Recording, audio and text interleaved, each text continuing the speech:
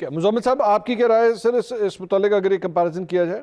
देखिए, उसके बहुत से मयार हो सकते हैं। उसकी वजह ये है कि पहली स्पेस तो 2018 से लेके अब तक जो मैंने देखा है, सबसे बुरी चीज़ ये हुई है कि जो डेमोक्रेटिक स्पेस है या फिर जो पार्लिमानी स्पेस है वो ग्रेजुअली श्रिंक हुई है 18 से। अच्छा। और ऑनवर्ड्स 2026 तक आप आ जाएं, हमने लेजिस्लेशंस भी इस तरह की देखी, 26वीं तरमीम देखी है, अभी 27वीं के ऊपर ये कहा जा रहा है कि प्रोविंशियल ऑटोनॉमी के ऊपर नज़र रखी हुई है। इसके अलावा नए एडमिनिस्ट्रेटिव यूनिट्स की बातें की जा रही हैं। 26वीं के ऊपर भी एहतजाज हुआ था, उसके बाद भी हुआ, 28वीं के ऊपर भी कहा जा रहा है कि एहतजाज किया जाएगा। तो दोनों ही अदवार के अंदर जो एक नेगेटिव ओवरलैप मैं देख रहा हूँ वो ये है कि जो पॉलिटिकल स्पेस है सियासतदानों के लिए वो कम हुई। दूसरा, 27वीं तरमीम के बाद से हमें पता है कि जुडिशरी उस तरह से वो पिलर ऑफ द स्टेट की तरह फंक्शन नहीं कर सकती, बिकॉज आप अगर इतनी आसानी से जज को ट्रांसफ़र कर सकते हैं तो इसका प्रेसिडेंट पहले तो इस नौयत का मौजूद नहीं है। तो शहबाज शरीफ साहब की हुकूमत का जो मैक्सिमम एक क्राइटेरिया हम कह सकते हैं वो ये है कि उस डिफ़ॉल्ट की बात जो कि रिपीटेडली बताई जाती थी कि इट्स ऑन द वर्ज, सिर्फ अब डिफ़ॉल्ट होने वाला है, उसको अवॉइड करवा के उन्होंने एक्सटेंड कर दिया। खान साहब की हुकूमत के अंदर ये है कि हाँ, फ़ॉरेन पॉलिसी का डिबैकल था वो अब जाकर रिपेयर होता हुआ मुझे दिखाई दे रहा है। और दूसरा, उनकी गवर्नमेंट के अंदर तो मेरा ये ख्याल है कि जो हाइब्रिडाइजेशन जितनी थी अब उससे ज़्यादा दिखाई दे रही है। तो उस दौर अच्छा। की एक ये तारीफ़ ये हो सकती है कि जो उन्होंने बुनियाद रखी दोबारा से पाकिस्तान में, यानी कि चार्टर ऑफ डेमोक्रेसी के बाद हाइब्रिडाइजेशन की, उसको इस सेटअप ने आके और जो है वो इंजेक्शन लगा दिया। तो इसीलिए मुझे ये लगता है कि दोनों के अपने कॉन्स हैं, लेकिन प्रोज जो हैं वो बहुत ही कम हैं। अच्छा, अतर काज़मी साहब, आपकी क्या राय है? अगर ये 3.5 साल का एक मुआवजना किया जाए, कौन ज़्यादा नंबर लेकर गया? मंसूर साहब, आपने जो क्वेश्चन किया कि शहबाज शरीफ साहब की कारकर्दगी और इमरान खान साहब की कारकर्दगी, मेरा नहीं हाँ। ख्याल कि कोई भी मुआवजा किया जा सकता है। इमरान खान के दौरे हुकूमत में 6% पे जीडीपी था।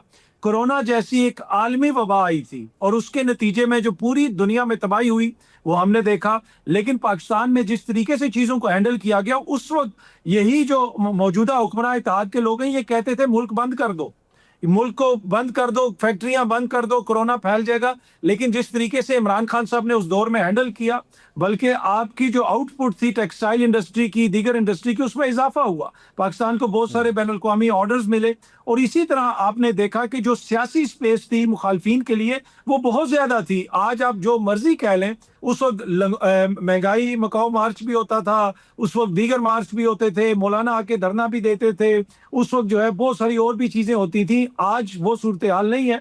तो मेरे ख्याल में आप इकोनॉमी के एतबार से देख लें, वो दौर जिसमें 150 रुपए पे आपको पेट्रोल मिलता था, वो दौर जिसके अंदर चीनी कितने की थी, आटा कितने का था, घी कितने का था, बिजली का यूनिट कितने का था, गैस का यूनिट कितने का था, एक भी ऐसी चीज आप बता दें जो इस हुकूमत ने आके सस्ती की हो जिससे आम बंदे को फायदा हुआ हो। हाँ, इन्होंने अगर कुछ किया है तो अपनी मराद में इजाफा किया है, अपनी तनख्वाहों में इजाफा किया है। आप इमरान खान के 3 साल के गैर मुल्की दौरे देखें और इनके आप 3 साल के गैर मुल्की दौरे देखें, इन्होंने उस पर कितना खर्च किया और उसके नतीजे में पाकिस्तान को क्या मिला। तो मेरे ख्याल में रेटरिक के तौर पे तो ये बड़े अच्छा लगता है कि जी, कि वो उनके पास तजर्बाकारी नहीं थी और ये बड़े तजर्बाकार हैं। लेकिन जो जमीनी हकाइक हैं वो आज जाके आप किसान से पूछ लें, आज जाके आप ताजर से पूछ लें। इस वक्त 50 साल की कम तरीन लोएस्ट सतह के ऊपर आपकी सरमायाकारी है। कभी एक वफ्द आ जाता है, कभी दूसरा वफ्द आ जाता है, कभी मिनरल्स की बात करते हैं, कभी कोई और बात करते हैं। तो जो कुछ भी हो रहा है वो आपको बयानिया की हद तक तो नजर आ रहा है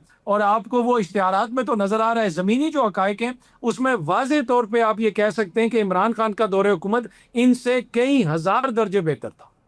बेहतर था। अब चूंकि वैल्यूएशंस हो रही हैं तो ज़रा मरीम नवाज साहिबा के हवाले से भी अब मैं एक वैल्यूएशन लेना चाहूँगा। ज़ाहिर बात है, फर्स्ट टाइम चीफ मिनिस्टर और एक नए जोश वलवले के साथ जो है उन्होंने इस ओहदे को संभाला और उसके बाद बहुत से स्ट्रक्चरल चेंजेस भी उन्होंने पंजाब के अंदर किए हैं और ज़ाहिर बात है उसकी तरवीज भी हो रही है, वो आप अक्सर देखते भी होंगे। गुड गवर्नेंस के ऊपर जो है वो आपके ख्याल में क्या पंजाब के अंदर, मुज़म्मिल साहब सबसे पहले आप बताइएगा, आपके ख्याल में पंजाब के अंदर वो एक नया मॉडल पेश कर सकें गुड गवर्नेंस के हवाले से पंजाब में? देखिए, उसमें बात यह है कि ऑप्टिक्स जो हैं वो तो बहुत ज़्यादा हैं। उसकी वजह है कि मंसूबों के ऐलानात करना या साफ़ सुथरा पंजाब या गाँव में जाकर जो है ना वो क्लीननेस ड्राइव्स करवाना और ये सारी चीज़ें, तो ऑप्टिक्स तो बहुत ज़्यादा दिखाई दे रहे हैं। लेकिन it is too early to जज समबडी, क्योंकि पंजाब की तरह का सूबा जो 52% पाकिस्तान है, करोड़ों की आबादी है और मेरा ख्याल है कि 12वां या 13वां सबसे बड़ा मुल्क बन जाएगा अगर सिर्फ पंजाब को हम गिने दुनिया की पॉपुलेशन के लिहाज से। तो इसमें अगर कोई भी वज़ीर आला आता है तो 2 साल 3 साल, मेरा ख्याल है इट्स टू अर्ली टू जज, इसीलिए टेन्योर के ख़त्म होने के बाद ये बहस हो तो बेहतर है। लेकिन फ़िल वक्त हम ये कह सकते हैं कि कुछ चीज़ें जो हैं जिस पे बहुत तनकीद भी होती है, CCD का एक मामला है जिसको कहा जाता है कि एक्स्ट्रा जुडिशल चीज़ें की जा रही हैं, that could be a trouble maker for her. और इसके अलावा क्लीनिनेस ड्राइव्स करवाना, या जो लोग ऑप्टिक्स के तौर पे बसंत को सेलिब्रेट कर रहे थे, इस तरह की चीज़ें करना, तो एक अनएम्प्लॉयमेंट का मसला उनको दरपेश है बहुत बड़ा। और दूसरा ब्यूरोक्रेटिक करप्शन का है, क्योंकि ब्यूरोक्रेसी के अंदर जितनी करप्शन पाकिस्तान के अंदर की जाती है, ये IMF की रिपोर्ट कह रही है कि सबसे ज़्यादा करप्शन करने वाला जो एंटिटी है पाकिस्तान में वो ब्यूरोक्रेसी ही है। तो उनका सबसे बड़ा चैलेंज ये है कि इस ब्यूरोक्रेसी को वो अकाउंटेबल ठहरा सकती हैं या नहीं। That would be decided at the end of a tenure. Iftikhar साहब, आपकी क्या राय है इस सिलसिले में मरीम नवाज साहिबा की परफॉर्मेंस पे? देखिए, ये बड़ी खुशी की बात है कि पाकिस्तान के सबसे बड़े सूबे की जो क़यादत है सकत एक ख़ातून के पास है, और वो ख़ातून अपनी मुमकिन कोशिश कर रही है कि सिस्टम में जो ख़राबी हैं उनको ख़त्म किया जाए और कुछ ऐसे सिस्टम इंट्रोड्यूस कराए जाएँ जिसका फ़ायदा बराह आवाम को। अब इसमें सवाल है कि ब्यूरोक्रेसी का क्या रोल है। उनको ब्यूरोक्रेसी के किरदार को सामने रखते हुए जो उनकी पॉलिटिकल क़यादत है, उनको भी वो उसी तरीके से मशावरत में शामिल करें जिस तरीके से वो ब्यूरोक्रेसी को मशावरत में शामिल करती हैं। तो फिर जो वो चाहती हैं एक बेहतर अच्छा पंजाब, तो शायद वो उसमें बेहतर नताइज हमें दे सकें। अच्छा, इसार राना साहब, मरीम नवाज साहिबा की अब तक की परफॉर्मेंस गुड गवर्नेंस के हवाले से क्या पंजाब में तब्दीली ला सकी? अच्छा जी, पहले तो आ जाएँ सियासी जो आपने कहा है, तो मंसूर साहब ये तो आप भी लाहौर में रहते हैं और मैं भी लाहौर में रहता हूँ। हमारी आंखों के सामने है कि अगर कोई बंदा ख्वाब में इमरान खान को सोच ले तो सुबह पुलिस पहुंच जाती है। 9 मई जिन्होंने किया, मैं उनके साथ नहीं खड़ा। मैं बार बार यही कहता हूं कि 9 मई जिन्होंने भी किया उनको कैफे किरदार तक पहुंचना चाहिए और आवाम के सामने शफाफियत से पहुंचना चाहिए। मेरे इदारों की तरफ कोई देखता है तो मैं उस शख्स से नफ़रत करता हूँ। लेकिन 9 मई के नाम पे पंजाब में जिस तरह लोगों के घरों में पुलिस ने घुस के तोड़ फोड़ की, जो तबाहियाँ फेरी, मैं इस बात को कहते हुए मुझे कोई आड़ नहीं कि 9 मई की आड़ में पंजाब के कितने लोग पुलिस वाले करोड़ोंपति हो गए। नहीं तो आप इसके ऊपर एक तहकीकात करवा लें। लोगों ने अपने घर बेच के गिरवी रख के अपने बच्चों को छुड़वाया। ये तो है आपका सियासी। अब आ जाए आप, ये जो आपने उसका कहा, तो उसमें मुझे बताएं कि मैं एक छोटी सी मिसाल देता हूँ, छोटी सी, इससे ज़्यादा आपको नहीं कहूँगा, कि अब दाता साहब के बाहर एक बच्ची मेन होल में गिरी और फिर उसके जो क्या नाम है बाप था उसे पुलिस पकड़ के ले गई, उसे छित्तर मारे वहाँ पे। उसके बाद आपके पंजाब के वुज़रा कहते रहे ये वाक़या ही नहीं हुआ। उसके बाद ये साबित हो गया। उसके बाद मरीम साहिबा ने एक इजलास किया, उसमें वो सारे ब्यूरोक्रेट बुलाए, वो TV पे दिखाया गया। वो कहाँ है सारे? क्या मुल्क सूबा पदर हो गए? क्या नौकरियां खत्म हो गई उनकी? क्या अभी तक मुअत्तल बैठे? सारे तरक्कियां करके ऊपर बैठे हुए। और ये जो कहा जाता है ना फराह गोगी ने ट्रांसफर पोस्टिंग के ऊपर बड़े पैसे लिए, आप थोड़ा सा वेट करें, आपको पता चलेगा कि फराह गोगी तो बड़ी मासूम छोनी काकी लगेगी आपको। अच्छा। अभी सिर्फ ये एक वो सुथरा पंजाब वाला आया है ना, ये तो अभी क्या कहते हैं ट्रेलर है, पिक्चर तो अभी बाकी है मेरे दोस्त। अभी तो आप पिक्चर देखेंगे तो आप हैरान हो जाएंगे। मुनीर फारूक साहब, ये इसार राना साहब ने तो हमें डरा के रख दिया। आपकी क्या राय है मरीम नवाज साहिबा की परफॉर्मेंस पे अब तक? देखिए, जो ये पंजाब हुकूमत है मरीम नवाज शरीफ की, ब्यूरोक्रेटिक स्ट्रक्चर तो तब्दील नहीं हुआ। हाँ, सियासी इंटरफेरेंस की कमी हमें ज़रूर नज़र आई है वाज़े तौर पर, लेकिन ब्यूरोक्रेसी का स्ट्रक्चर वही है। Style of governance Maryam Nawaz Sharif का आप ये कह सकते हैं कि वो ब्लेंड है मियाँ शहबाज शरीफ और मोहसिन नकवी साहब का जो स्टाइल था। मरीम नवाज शरीफ साहब के हवाले से कहा जा सकता है कि she is in a rush because she wants to get things done. Perception उनकी हुकूमत का ये है कि वो काम करने आई हैं और वो उनकी एक बड़ी जिसे कहते हैं रिलेंटलेस परसूट है कि उन्होंने लोगों को गवर्नेंस देनी है, डिलीवर करना है, सब कुछ उनको प्रोवाइड करना है। और इनिशिएटिव्स के हवाले से भी उन्होंने लोगों को बहुत कुछ देने की एक कोशिश भी की है। मुतअद्दिद इनिशिएटिव्स लिए हैं, जो प्रोजेक्ट शुरू किए हैं वो सिर्फ पेपर के ऊपर नहीं है, बहुत सारी चीज़ें की हैं। तो ओवरऑल वो एक परसेप्शन तो क्रिएट कर पाए हैं, लेकिन क्या ये तमाम मेहनत वोट में ट्रांसलेट होती है या नहीं, ये अभी हम सर्टेनिटी से नहीं कह सकते। और ओवरऑल मैं समझता हूँ कि अगर कोई लीज ऑफ लाइफ PMLN के लिए है तो वो मरीम नवाज शरीफ की पंजाब हुकूमत है। अदरवाइज़ तो कोई ऐसी सेलेबल कमोडिटी PMLN के पास नहीं है बेचने के लिए अगले इंतखाबात में। अभी तक नहीं है। ठीक है, ठीक है। गरीदा फारूकी साहब, सेम क्वेश्चन टू यू। मैं आपके इस सवाल का मंसूर अली खान साहब बहुत मुख्तसर सा जवाब देना चाहूँगी। मेरे नज़दीक मरीम नवाज़ एक कामयाब वज़ीर आला तब बनेंगी जब वो उन तबकात के हुकूक़ का ख्याल करेंगी जो वल्नरेबल हैं, जो कमज़ोर हैं। मेरे नज़दीक मरीम नवाज़ बतौर वज़ीर आला अभी एक मुकम्मल तौर पे एज़ आ वज़ीर आला का पैकेज कामयाब नहीं हूँ। अभी उनके करने के बहुत से काम बरकरार हैं। और मैं चूँकि मैं एक चीज़ आपके इस प्लेटफॉर्म से ज़रूर कहना चाहूँगी कि मैं चूँकि जानवरों के हकूक़ का बहुत ख्याल रखती हूँ, मरीम नवाज़ की हुकूमत में इन बेज़बानों के साथ, इन मज़लूमों के साथ जितना जुल्म हो रहा है, तो ये इंतहाई शर्मनाक, इंतहाई अफसोसनाक है। और मरीम नवाज़ साहिबा इसकी तरफ बिल्कुल तवज्जो नहीं दे रही। शहबाज शरीफ जब चीफ मिनिस्टर थे उन्होंने बहुत अच्छा किया था। उनके साथ सलमान सूफ़ी एक हुआ करते थे, बड़े अच्छे वो काम करने वाले बंदे हैं। तो उन्होंने जानवरों के हुकूक़ के लिए बड़ा ज़बरदस्त एक अथॉरिटी भी बनाई थी, बड़ा ज़बरदस्त वो काम कर रहे थे अवेयरनेस का। सो मरीम नवाज़ साहिबा को चाहिए कि इन बेज़बानों की, इन मज़लूमों की, इन मासूम, देखें वो जो मार्केट गिरा दी थी सारी की सारी, जहाँ पे परिंदे मार दिए, जानवर मार दिए। फिर इस वक्त पंजाब में जो है वो स्ट्रे डॉग्स को, स्ट्रीट डॉग्स जो होते हैं उनको मारा जा रहा है। मतलब कुछ अकल इस्तेमाल करें, कुछ तो रहम करें। आपके मुखालिफिन आपके ख़िलाफ़ जिस जुल्म का या जबर का, या वो कहते हैं जी गोलियाँ मारते हैं या मार देते हैं, तो उस कम से कम बेरहमी का मुजाहरा, जो कि एक सियासी बयानिया है, लेकिन यहाँ पर तो उसका अमली मुजाहरा ना करें ना उस बेरहमी का।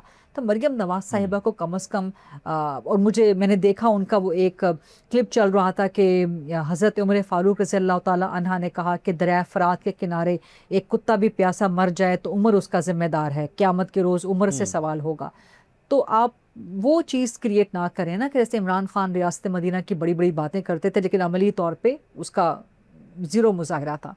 तो इस तरह जब आप उमर फ़ारूक रज़ियल्लाहु ताला अन्हु की इतनी बड़ी मिसाल दे रहे हैं, इतनी बेमिसाल मिसाल, लेकिन आपके सामने जो है आपके पंजाब में, आपके सूबे में बेचारे कुत्तों को जिस तरह से मारा जा रहा है, तो ये खुदा के लिए कुछ रहम करें, कुछ दिल के अंदर रहम लाएं। और इन मासूमों, तो मैं मरीम नवाज़ को कामयाब वज़ीर आला मुकम्मल तब कहूँगी जब वो इन मासूमों का बेज़बान, इंसान तो अपनी ज़बान से बात कर लेती है ना, ये मासूम बेज़बान नहीं बता सकते, ये हम पे डिपेंड करता है। तो जब वो बेज़बानों का ख्याल करेंगे तब मैं कहूँगी कि हाँ ये कामयाब और बड़ी ज़बरदस्त वज़ीर आला है। ठीक है, यानी कि अभी उनका टेस्ट जो है वो अभी चल रहा है। अतर काज़मी साहब, आपकी क्या राय है? मरीम नवाज़ साहिबा एज CM ला सकेंगी कोई बड़ी तब्दीली पंजाब में? देखिए मंसूर साहब, पहली बात तो ये है कि जो मरीम नवाज साहिबा का मैंडेट है उसके ऊपर एक बहुत बड़ा सवालिया निशान है। अब वो एक बहस है, ऑब्वियसली वो बहस तो अदालतों के अंदर तय होगी। दूसरी बात ये है कि अगेन ये एक बहुत बड़ा बयानिया और रेटरिक है कि गुड गवर्नेंस क्या है? आपने 7-8 महीने में 600-700 बंदा CCD के मुकाबलों में मार दिया, आलमी मीडिया उसको रिपोर्ट कर रहा है। आपने ये किया कि आपने पंजाब को अमीर दिखाने के लिए जो गरीब की हालत कर दी, पीरा फोर्स बना के जी यहाँ पे रेडी ना लगाओ, वहाँ पे वो ना लगाओ। किसान की जो हालत है, जो उस्मान बुज़दार का पंजाब था वो एक खुशहाल पंजाब था। किसान जो है 4,000 रुपए पे उसने गंदम बेची थी, पहली दफा आपको यहाँ पे खुशहाली नजर आ रही थी। आप जाके देखें, इस ईद पे देखें कि कितने कम जानवर बिके। पिछले साल जो ईद पे आप पंजाब के अंदर पता करवाएं कि कितने जानवर बिके थे और उससे पिछले साल कितने बिके थे और अब कितने बिक रहे हैं। तो यहाँ पे जो पंजाब के अंदर सूरत हाल है ये इश्तिहारात की हद तक तो है, और वही बैनुल अक़वामी दौरे, अपने लिए जहाज खरीद लिया, जहाज के जरिए इधर जा रहे हैं उधर जा रहे हैं, जापान का इतने दिन का दौरा, चाइना का इतने दिन का दौरा, इससे क्या हुआ है? आप मुझे एक महकमा ऐसा बता दें मंसूर साहब कि जिसमें आप समझते हैं कि पंजाब में बेहतरी आई है। क्या पुलिस बेहतर हो गई?